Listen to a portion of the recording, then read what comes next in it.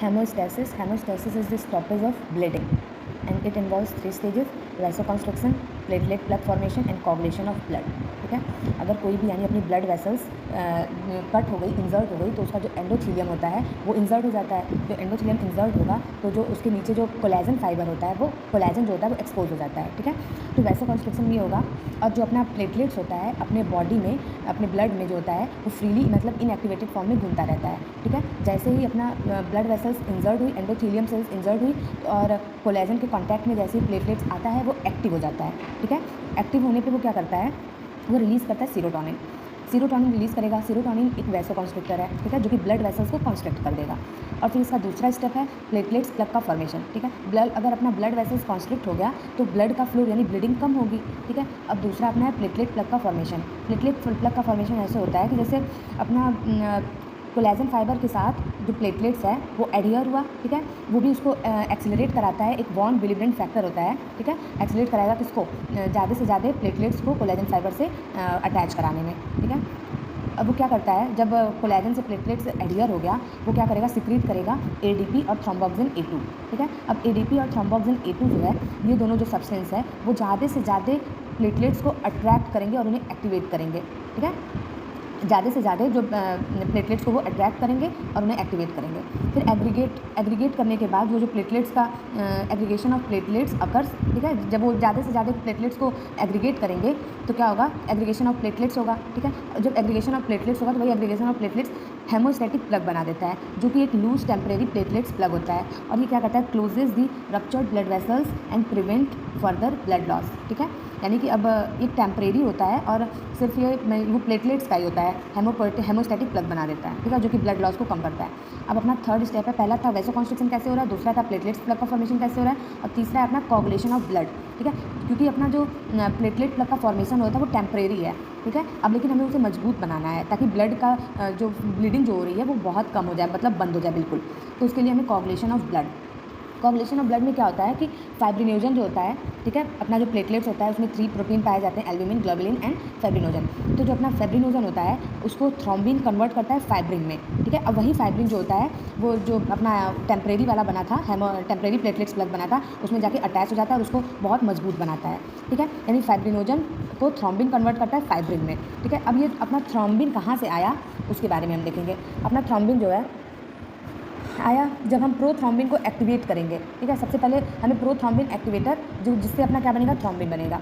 ठीक है, यानी अब स्टेजेस ऑफ ब्लड क्लॉटिंग देखें हम तो फॉर्मेशन ऑफ प्रोथ्रोम्बिन एक्टिवेटर, क्योंकि थ्रोम्बिन बनाने के लिए हमें किसकी ज़रूरत पड़ेगी, प्रोथ्रोम्बिन एक्टिवेटर की। ठीक है, अब वो फॉर्मेशन ऑफ प्रोथ्रोम्बिन एक्टिवेटर में ये 2 पाथवेज से हो सकता है, डिपेंड करता है कि हमें ट्रॉमा कैसा है, इंट्रिंसिक है कि एक्सट्रिंसिक है। इंट्रिंसिक में क्या होता है कि अपने एंडोथेलियल सेल डैमेज होता है और एक्सट्रिंसिक में टिश्यू ट्रॉमा होता है। ठीक है, मतलब सुपरफिशियली डैमेज होता है, पूरा अंदर तक डैमेज नहीं होता है। तो जो अपना इंट्रिंसिक की बात करें तो जो एंडोथेलियल सेल डैमेज हुआ था वो कोलेजन के साथ एक्सपोज हुआ है। ठीक है, एक्सपोज होने के बाद जो एंडोथेलियल सेल डैमेज है कन्वर्ट कर देता है in the presence of kallikrein and high molecular weight kininogen, convert कर देता है 12th क्लॉटिंग फैक्टर को एक्टिवेटेड क्लॉटिंग फैक्टर में। ठीक है, अब जो 12th का एक्टिवेटेड क्लॉटिंग फैक्टर है 12th, वो क्या कन्वर्ट करता है, ये कैस्केड प्रोसेस आगे बढ़ता जाता है, वो 11th एक्टिवेटर क्लॉटिंग फैक्टर में कन्वर्ट करता है in the presence of heavy molecular weight kininogen. ठीक है, अब जो 11th जो एक्टिवेट हुआ था वो क्या करता है, कन्वर्ट कर देता है 9th क्लॉटिंग फैक्टर को 9th एक्टिवेटेड में। ठीक है, यानी अपना ये 9th क्लॉटिंग फैक्टर को एक्टिवेटेड 9th में कन्वर्ट कर देगा इन द प्रेजेंस ऑफ कैल्शियम। ठीक है, अब अपना जो ये 9th एक्टिवेट हुआ वो क्या करेगा, 10th को एक्टिवेट करेगा इन the presence of 8th clotting factor and calcium. ठीक है, अब देखो अपना अब जो इसमें एंडोथेलियल सेल डैमेज और कोलेजन एक्सपोजर था, अभी जो कोलेजन एक्सपोजर था वो प्लेटलेट्स को क्या करेगा, अट्रैक्ट करेगा। ठीक है, अट्रैक्ट करने के बाद वो उन्हें क्या करेगा, अपने में बाइंड कर लेगा। बाइंड जैसे ही करेगा तो क्या करता है, वो रिलीज़ करता है फॉस्फोलिपिड। ठीक है, फॉस्फोलिपिड रिलीज़ करता है, उसको बोलते हैं प्लेटलेट फॉस्फोलिपिड।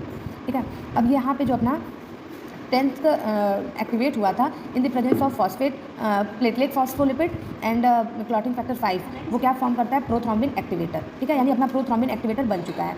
अब प्रोथ्रोम्बिन एक्टिवेटर यहाँ बन गया। अब ये प्रोथ्रोम्बिन एक्टिवेटर जो है वो कन्वर्ट करेगा प्रोथ्रोम्बिन को थ्रोम्बिन में। ठीक है, अब प्रोथ्रोम्बिन को थ्रोम्बिन में कन्वर्ट करेगा प्रोथ्रोम्बिन एक्टिवेटर। अब इसमें क्या हो रहा है, अब हम दूसरा अपना एक्सट्रिंसिक वाला देख रहे हैं। एक्सट्रिंसिक में क्या होता है, टिश्यू ट्रॉमा होता है। टिश्यू ट्रॉमा जब होगा तो वो रिलीज़ करता है टिश्यू थ्रोम्बोप्लास्टिन। ठीक है, टिश्यू थ्रोम्बोप्लास्टिन जो है उसमें क्या क्या प्रेजेंट होता है, फॉस्फोलिपिड होता है, प्रोटीन होता है, ग्लाइकोप्रोटीन होता है, ठीक है। टिश्यू ट्रॉमा रिलीज करता है टिश्यू थ्रोम्बोप्लास्टिक, जिसमें क्या क्या प्रेजेंट होता है, प्रोटीन, फॉस्फोलिपिड एंड ग्लाइकोप्रोटीन। जो अपना फॉस्फोलिपिड और ग्लाइकोप्रोटीन है वो 10th क्लॉटिंग फैक्टर को एक्टिवेटेड 10th क्लॉटिंग फैक्टर में कन्वर्ट करेगा इन the presence of 7th clotting factor. अब जो 10th एक्टिवेटेड था वो रिएक्ट करता है 5 क्लॉटिंग फैक्टर एंड फॉस्फोलिपिड से, और वो भी बना लेता है prothrombin activator in the presence of calcium ion, ठीक है। अब conversion of prothrombin into thrombin, prothrombin को कन्वर्ट करता है थ्रोम्बिन में, कौन, prothrombin activator in the presence of calcium, ठीक है। अब जो थ्रोम्बिन है वो एक्टिवेट करेगा फैक्टर नंबर 5 को, and it accelerate formation of both extrinsic and intrinsic prothrombin activator, ठीक है। यानी कि जो थ्रोम्बिन था वो एक्टिवेट कर रहा था फैक्टर नंबर 5 को। अब फैक्टर नंबर 5 क्या कर रहा है, वो ज़्यादा से ज़्यादा प्रोथ्रोम्बिन एक्टिवेटर को रिलीज़ कर रहा है, ठीक है। रिलीज़ कर रहा है मतलब कि उसके ज़्यादा से ज़्यादा से एक्सेलरेट कर रहा है for the formation of extrinsic and intrinsic prothrombin activator, ठीक है। ज़्यादा से ज़्यादा, यानी कि जो अपना थ्रोम्बिन था वो पॉजिटिव फीडबैक मैकेनिज्म दे रहा है, ठीक है, यानी अपना थ्रोम्बिन बन गया। अब लास्ट स्टेज इसका है conversion of fibrinogen into fibrin. अपना इनएक्टिव फाइब्रिनोजन जो था उसको थ्रोम्बिन कन्वर्ट कर देता है एक्टिवेटेड फाइब्रिनोजन में, ठीक है। यानी इनएक्टिव फाइब्रिनोजन को थ्रोम्बिन कन्वर्ट करा एक्टिवेटेड फाइब्रिनोजन में।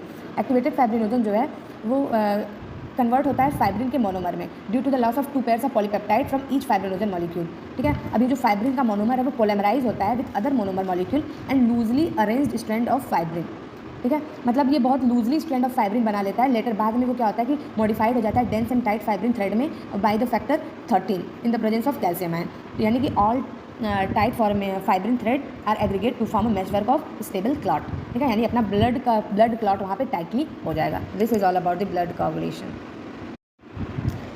Hemostasis is the stoppage of bleeding and it involves 3 stages: vasoconstriction, platelet plug formation and coagulation of blood, ठीक है। अगर कोई भी यानी अपनी ब्लड वेसल